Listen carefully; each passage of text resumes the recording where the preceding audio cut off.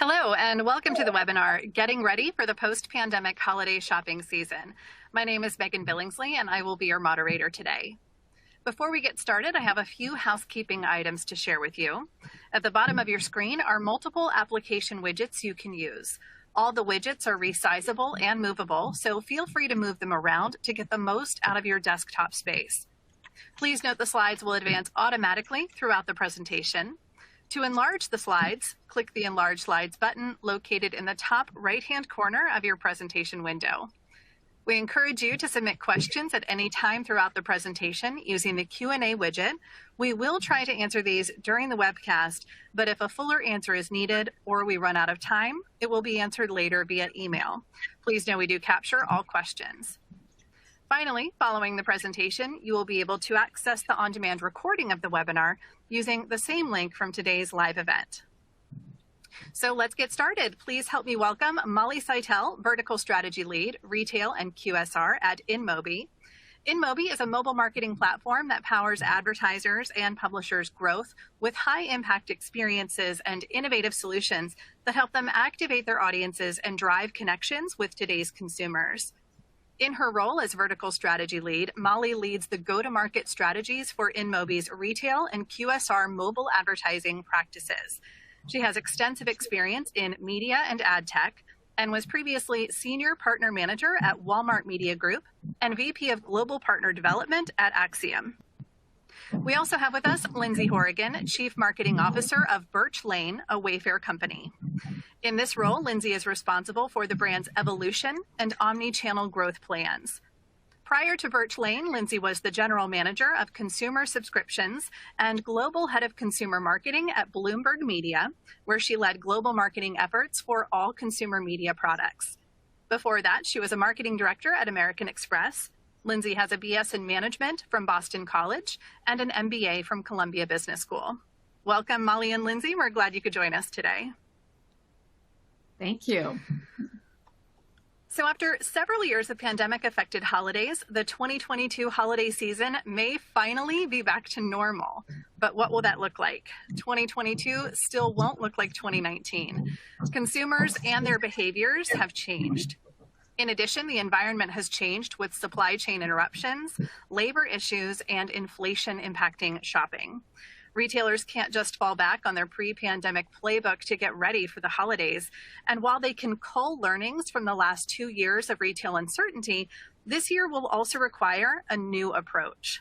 By reviewing critical insights from last year and combining them with current data for this year, retailers can determine how to prepare for the upcoming holiday shopping season. Molly, why don't we start by looking back at last year's holiday season? We all lived through it, but with 2020 hindsight, what are some key aspects retailers and brands should understand about that time? Wow. Well, thank you, first of all, for the introduction. But it was a whole different world last season. I think one of the things that we noticed were consumers were really much more conscious about when they start shopping. And we happened to see in 2021 that the season actually started very early. Customers were really starting, even mid-July, starting to think about things like Prime Day. How are they going to start shopping for overall holiday gifting? And then that mindset then was applied to all brands. So thinking about, how do we position our products? How do we actually get our messaging out there so customers feel good about what's going on around them, things like supply chain, issues around out of stock. By October alone, we saw consumers saw messaging around 2 billion different out of stock messages, which really made an impact on when and how they shopped. The other is we really did see mobile, because it's an anytime, anywhere, anyhow type of channel. Mobile took on a brand new focus for consumers because they could do product discovery, they could consider products, and then ultimately purchase through apps, retailer loyalty apps as well. And that became a very important trend. So gift cards were kind of the new it as well in terms of gifting. super easy, frictionless. And then, of course, that loyalty piece with customers being able to use points and rewards toward holiday purchasing. So those are some of the key trends that we saw. What happened with Birch Lane, and how did you see the holiday season and the changes post-pandemic? Yeah, similar to kind of what you're outlining here. I think the overall narrative in the media about supply chain woes sort of made its way to the customer. So we really did see the customer starting to look even earlier than we'd been used to in previous years, especially in the seasonal decor side. So things that are, obviously quite temporal to the holiday season or gifts. We really started to see that pick up, to your point, closer to the end of October, beginning of November. In some ways, we were prepared. So we started some of our promotional messaging actually a little bit earlier. And I think some of the other retailers that were out there in the space, you saw that start to kick off either, before Black Friday versus right after or on. I think like in general, we're starting to see the month of November, really become a longer part of the holiday cycle. There's Giving Tuesday. There's a whole host of other events, I think, that are starting to bleed into one larger package of promotional narrative or just overall seasonal, purchasing moments. Supply chain, to your point, I think had a really big impact for us. Certainly, I think a lot of retailers thought they could probably have had an even better holiday season last year if some of the out of stock and supply chain woes weren't there, because the demand actually was, and I think we would have seen probably the same. Some of that supply chain, I think we saw actually bleed in, obviously of all of the first half of this year. And so it'll be interesting to see how that's going to change behavior going forward. But at Birch specifically, we have a really seasonal shopper. And so while the holiday and shopping time is really important for everyone, for us, I think we're a really good bellwether probably, because it's someone who, focuses a lot of their shopping behavior during this time, whether it's gifting, whether it's preparing for the holidays. And so we're using kind of last year, I think, as a benchmark of what this year and go forward is going to look like. Yeah, and I find it interesting that inflation now, or sort of the thought that maybe there is going to be a recession, I think will be a different shift that we probably didn't see in 2021 in terms of people had discretionary income. They had received their checks, their stimulus checks. They could actually spend a little bit more in 2021. And now it's that fear, I think, for every cohort, whether it be the 18 to 24-year-olds, that Gen Z, everyone wants to reach Gen Z. Well, how's Gen Z looking at it? I'm sure that they have a little bit of fear about spending too much. And at least I hope so, because my daughter falls into that category. Saving is going to be really important for some. And then how do you think, just in knowing that potentially there is a recession coming, you do have a specialty brand, how do you think about that from the perspective of we want to do the right thing for the customer, we want to price competitively, yet we want to price within a range that people can afford to actually enjoy our products? How do you think about that? And how do you think about messaging that to the consumer?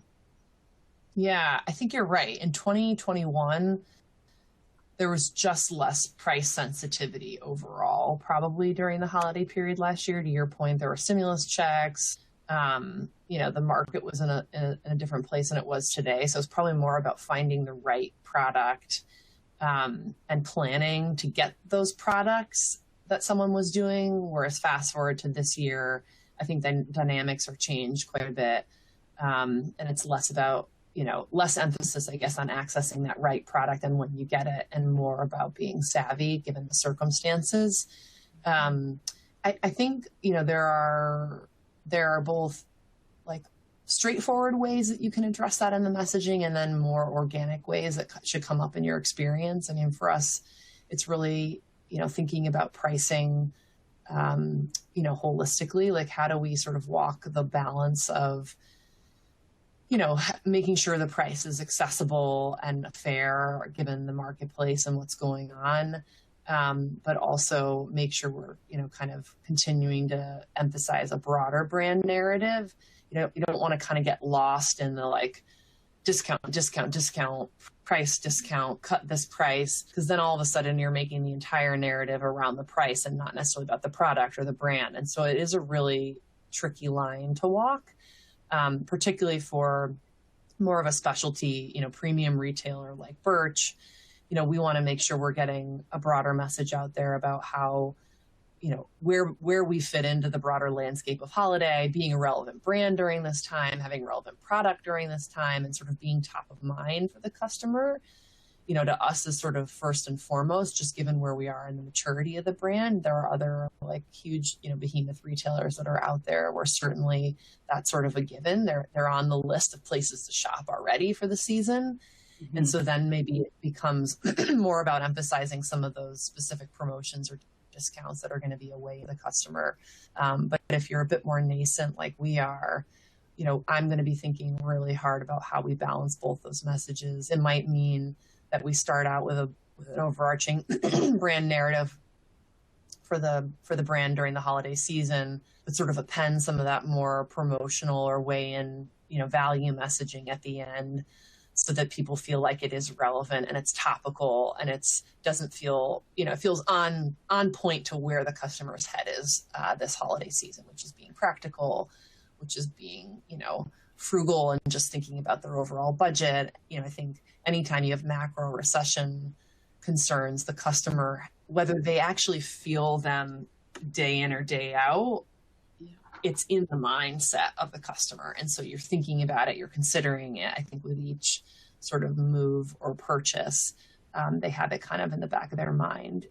It may or may not actually hamper certain purchases, because I think there's still a lot, if you just look at the broader consumer trends of like income and discretionary income available, there's still plenty out there for retailers to take advantage of, but it is in the mindset. So you have to be sort of cognizant of that and make sure you're speaking to the customer and reflecting that mindset.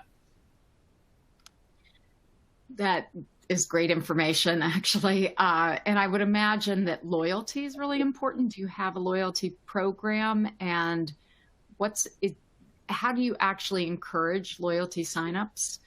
Is that through a promotion? Do you find that they come through apps? And then how do you collect that data and activate on it?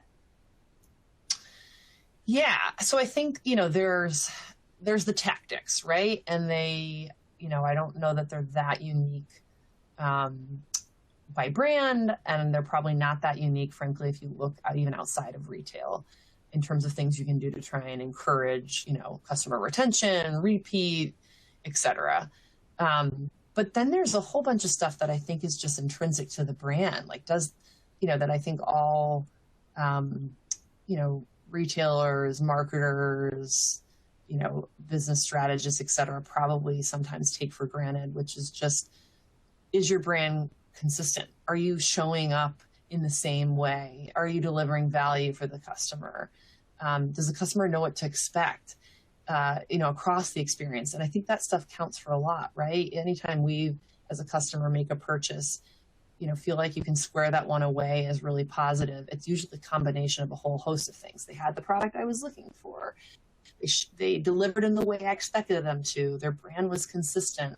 And those things are much harder to address. So I think, if you go into the holiday season upon us in 2022, I would imagine that brands and retailers that have already invested quite a bit in establishing that type of experience and brand in the marketplace with the customer will be big winners overall, because, if you enter into a period where there's just less discretionary income, there's less trial with newer places that you're not sure about. It's just more of a sure bet to work with a retailer where you've had a positive experience, you know what to expect, you trust them. And so I think those are the things, certainly for us at Birch and at Wayfair, that we've been investing in heavily across the experience, and will continue to do so. So we can, take advantage, frankly, of moments like this where there's opportunity actually for the brand and the experience to shine. And that's exactly what we're seeing too on the media and marketing side, is really all about explaining to the customer here's a realistic time frame for when your delivery is actually going to show up. Yeah. And here we know you, Mr. Customer, Mrs. Customer. We understand your needs. We understand. We're seeing brands actually message already coming to market and saying, we will give you fair transparency. We will let you know if there's going to be a delay. And by the way, while you're waiting, here's some other products you might be interested in. And so that's something that we're seeing as a trend. And certainly through mobile advertising, we're starting to see the business is actually picking up right now as marketers are getting ready for holiday. And this summer season, which potentially could be a big season for them prior to all the, the noise at holiday, specifically Cyber 5, for example.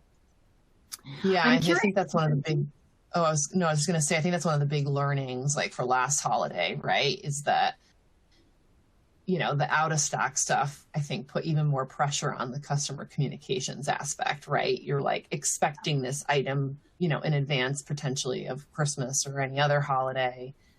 And I think customers, again, because the broader media narrative was explaining sort of the out of stocks and supply chain stuff, we're like, okay, we get that, but I need you to tell me what to expect, when I'm going to get it. And it's actually way easier said than done, I think, for retailers to be able to do that. But to the extent you can be really transparent with the customer, there's just a lot of, I think, gains to have that come out of that, even if the information you're giving them is not what they want to hear. Just giving them that helpful information is a huge win, I think, for the brand and for the customer. Yeah, I would agree 100%. In fact, some of the gifts that I had ordered last year didn't show up for another 2 weeks after holiday. And it was frustrating. And I'll be honest, I may not shop with those retailers again. The experience was quite frankly terrible. To go to a holiday celebration with family and not have certain items. And I was very specific with customer service at this one company in particular, and said, I have a deadline. I have a family gathering for the first time in 2 years. I want to make sure that I have all of my gifts. Oh, no problem. Never showed up. And there was never any kind of correspondence. And I actually have a colleague who had a similar experience recently with a couch that she had purchased. And I, quite frankly, thought 19 months was a little bit unrealistic and without any kind of correspondence. Can you imagine? And she was having a holiday party at her home, and they had just moved. And there was nothing, in her home for people to sit on. So Rent-A-Center was a great way to go. However, not the way she was expecting to host a holiday gathering.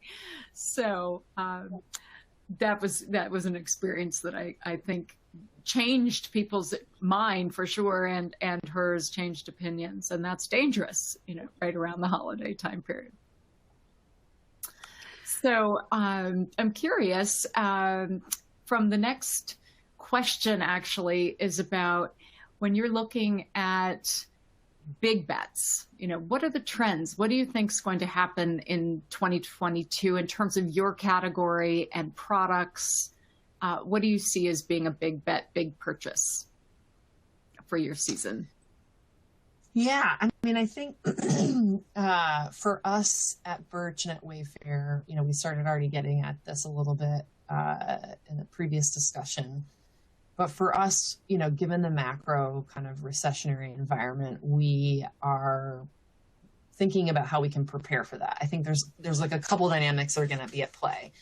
Is supply chain going to be fully resolved? Probably not, but maybe we'll be in a better place than where it was. I think there's still a lot of open question marks over the course of the next few months that will sort of dictate how that plays out. So we kind of have that dynamic. We have broader just, recessionary concerns and, potentially less discretionary income for the sort of items that, many retailers are selling.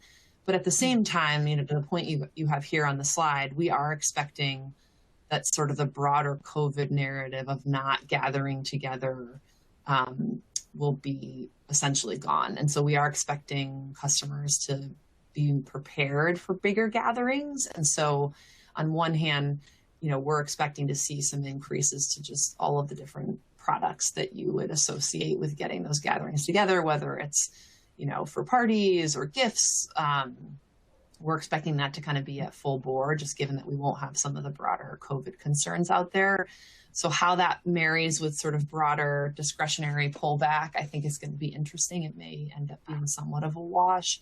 But as a marketer, we're trying to think about, given this broader situation, like what's plan A, B, and C that we can prepare for, and not sort of overdoing it. You can lose a lot of time, I think, in sort of going down rabbit holes. But I think the idea of being prepared for various messages that we might deploy or various creatives so that you can be a bit more topical, because I think, I was thinking about obviously this before the session, but even just in a few weeks' time, the narrative has changed pretty dramatically for us of what we're thinking about, right? A month ago, I think most retailers are still, really thinking about supply chain and out of stocks and when's that going to shift and how's that going to shift. And a month later, now all of a sudden it's really about inflation, inflation and discretionary income and how that's going to play out. And so I think it's just a good reminder of how quickly consumer sentiment can change even, and being prepared for that. So much of what we do as retailers is locked so many months in advance. So it can be hard to be nimble. And so I think what we're really thinking about is how to be nimble for the brand and for the customer so that it's topical and it's relevant, and we're not pushing them some sort of product or message that feels really off base, because that's a quick way, I think, to erode some of that loyalty or trust that we are working so hard to build up. And so I think those are the kind of big things that we're thinking about trend-wise. And I remember in our last conversation a couple of months back, you were talking about expansion into physical retail, and I'm curious how that's going. Yeah, it's going well. And we're, certainly none of the broader concerns of the market are slowing that down at all. And I think, if you just look at the broader trends for consumers, they are obviously now getting back into store. And so you're seeing that, just across the data, that there are customers that are now, even if they weren't before, now kind of getting back out into the physical retail environment. We're still new at it. We opened up our first store for All Modern about a month ago. We have Joss in Maine and obviously Birch Lane, and then broader Wayfair brand coming as well. And so I think, we're continuing to assume that the broader kind of COVID restrictions, will be waning, and that there will always be room for sort of a mix, for the physical in-store presence as well as online. And speaking of that, how do you see mobile or online, how do you see those trends actually moving your business forward and actually helping people get to store, I would imagine? Yeah, I mean, that's one of the huge benefits of Wayfair being, digital first, just given its broader history and where we started, and some of our leg up has been in our sophistication, frankly, in digital first. And so as we go into physical retail, we're starting from a place of it being a 360-degree experience. And so there's some really great, I think, innovative ways that we're doing that in the physical in-store experience, and making sure we're connecting the dots on who the customer is, following up with them, and making it really an omni-channel experience for the customer. So that's our starting point, frankly, and how we're even designing a lot of the store experience. To your point, we've seen mobile increase, I think, just like everyone else, as like these devices become more of, frankly, the laptop in your hands than they are just your phone. We expect that trend will probably continue, to the extent like that becomes the be all end all, unclear. So we're really thinking about both experiences, but we are continuing to invest in sort of our mobile experience, our app experience for, particular customers. And certainly the app experience also helps power a lot of our in-store shopping experience and our ability to make it personalized, frankly. That's great. Yep. And, last year, Imobi actually did a number of surveys around customers' insights and what they thought about purchasing and how they thought about purchasing and actually how they went to store. And what we found was that those that used, actually it was the majority that used mobile devices for any kind of purchasing or product discovery or in-app engagement, we found that actually 7 times more likely were those people to shop and go to store. So it was really significant change, a dramatic increase from year over year, which basically says mobile is the new normal, if you will, from everything from product discovery to consideration purchase in store as well. And it sounds to me like your brands are experiencing the same.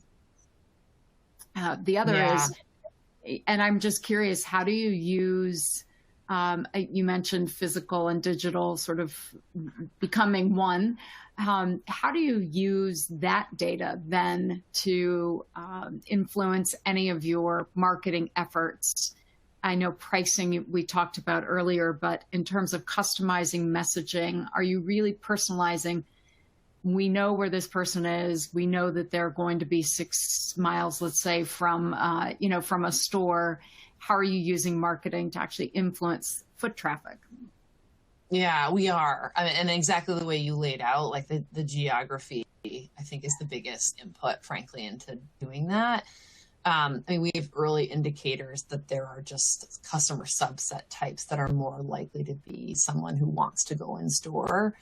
And so I think we'll begin to start to leverage that data to sort of influence how hard we push to in-store or maybe how we might message it. But at a bare minimum, using the geography, range of a store, that's an easy input, frankly, into our ability to drive push messaging in the app. Maybe if there's a specific sale that's happening in store or an event, particularly for our most loyal customers, which usually are the people who are in your app. It's a great place to sort of be able to leverage the store to drive some of those loyalty moments that we talked about earlier. Whether you're hosting a designer in the store or, you've got just kind of a special shopping event, there's a variety of ways that you can start to connect the dots by using the store to drive loyalty, that, you use the app to frankly identify those customers and you kind of get the whole circle going. Is there a demo that actually shops at each of your different brands? Are they the same people? Are they different people that you're targeting? I would imagine women are a heavy user of your app and then going to store, working, in between their day. I know at least I do. I shop on my mobile while I'm also on Zoom calls sometimes. Are you focused primarily on women? Are you focused on different age groups? How does that work for you? Yeah, no, to your point, at Wayfair, we've been really thoughtful about who the broad, home furnishings, home decor shopper is, and what's the addressable market that's out there, and how might we meet that in a variety of different ways. And so if you think about Wayfair and all of our other, brands like a Birch Lane, we are very thoughtfully not targeting the same customer. Inherently, there's always going to be crossover. I think, if you look at any company where you've got multiple brands, like, occasionally you're obviously sharing between them, but usually, more is more. And so, if we think about Birch and who our customer is, this is really someone who, is in the classic home decor category. They really think about how home decor, frankly, fuels like their broader life and their family and all the gathering with friends that they had in their house. And there's just a huge emotional, I think, component of all the purchases that you make in the home category. And so each of our brands really taps in, not only to a specific customer subset, but also a mindset piece as well.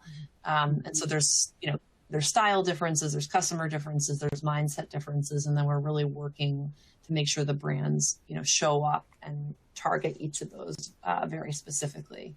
So, certainly sometimes it means that some of the tactics might be the same, but the way we show up is going to be different. Yeah, we're actually seeing the same kind of thing in Moby, where we know that certain customers are going to use certain types of apps.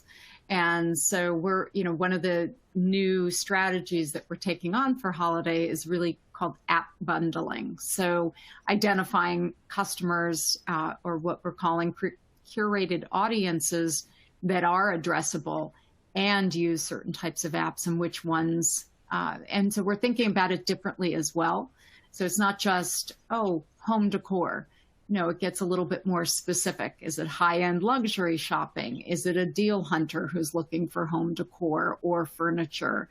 Is it people who are interested in refurnishing their entire home because it's a new home? So we're thinking of putting together curated audiences that are very thoughtful this year so that our customers actually can buy media that's most effective across apps that are actually used for those types of purchases. So we're seeing something very similar. I think, we have some takeaways that it sounds like from just what we've been talking about, that retailers are really in the process of understanding media, and they're understanding how that translates to sales across the board, whether it be online, whether it be through a mobile app, or whether it's in store and having that experience in store. And so that for me would be a big takeaway. And I would imagine based on our conversation, you might feel the same way. But is there anything else that you would want to talk about around private label?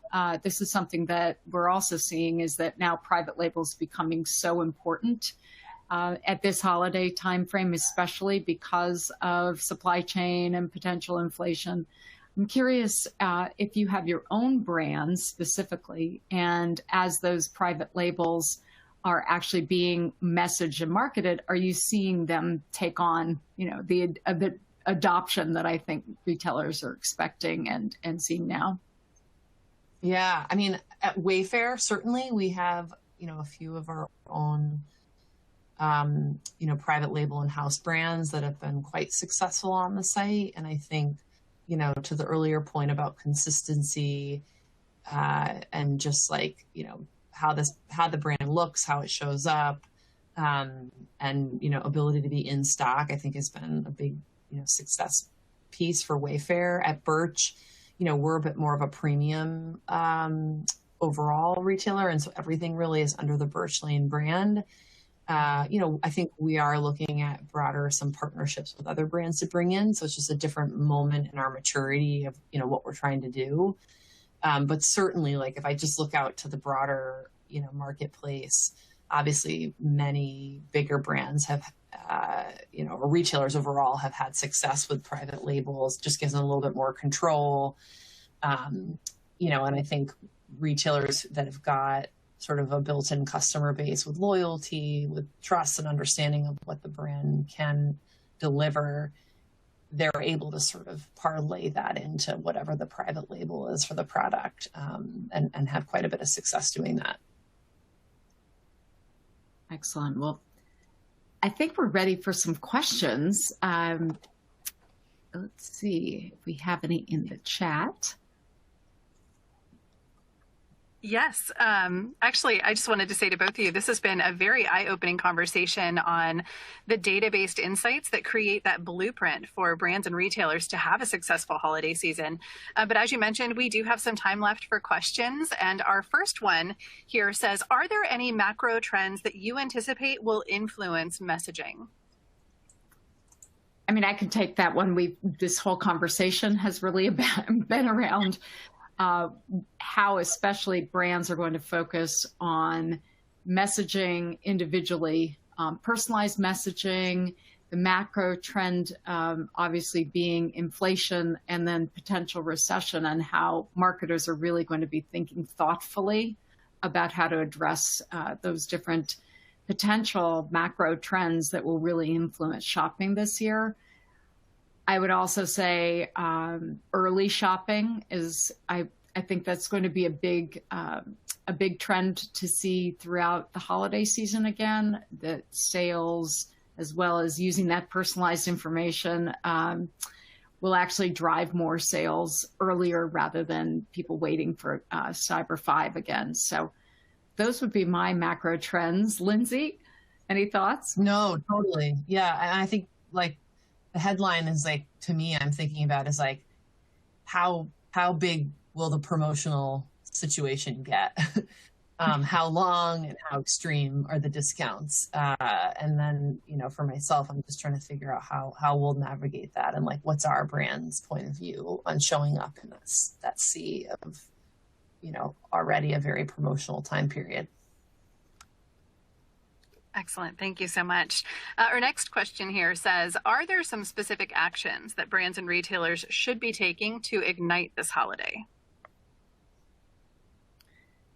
Well, I've got to let Lindsay take that one first, and then I'll give my opinion of where we see the market going.